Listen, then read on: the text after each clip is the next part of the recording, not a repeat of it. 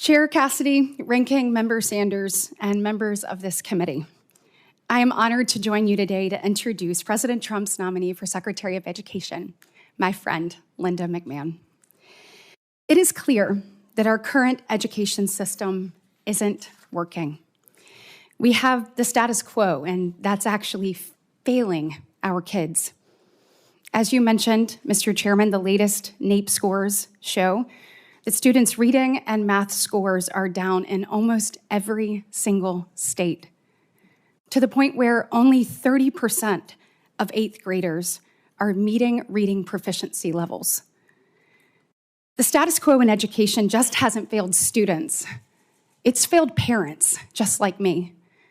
And very respectfully, Mr. Ranking Member, the America that you just described, the one that you're fearful will be created, it already exists. Our students deserve better. Our parents deserve better. We have to do something different in order to achieve a different result. For far too long, the Department of Education has catered to far-left bureaucrats at the expense of moms and dads.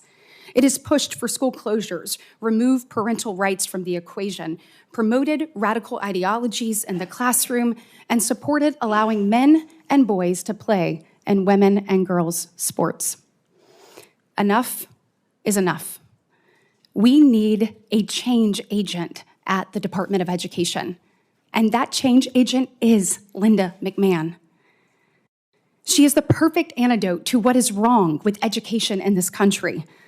Linda has an immensely successful track record as a business executive, as a leader of a government agency, and at the America First policy, as an America First policy advocate. She is not just an overwhelmingly qualified nominee for Secretary of Education, but a nominee who can make a real difference at the department that sorely needs it. She's also a grandmother of 6, with a personal stake in the quality of our education system. She understands how important it is that our kids learn what they're supposed to, and how important it is for parents to be empowered. I'm right there with her. And that's not the only mission that Linda will pursue at the Secretary of Education as a secretary. Attending a 4-year college or university is the right path for many Americans, but it's not the only one available to graduating high schoolers, and Linda will ensure that students know that. Linda led efforts to empower the American worker at AFPI, and I am confident that she will make aligning our education system and our workforce systems a priority at the Department of Education. That means strengthening 21st century skills training and job preparedness, bridging the gap between technical school programs and industries, and expanding apprenticeships and credentialing programs.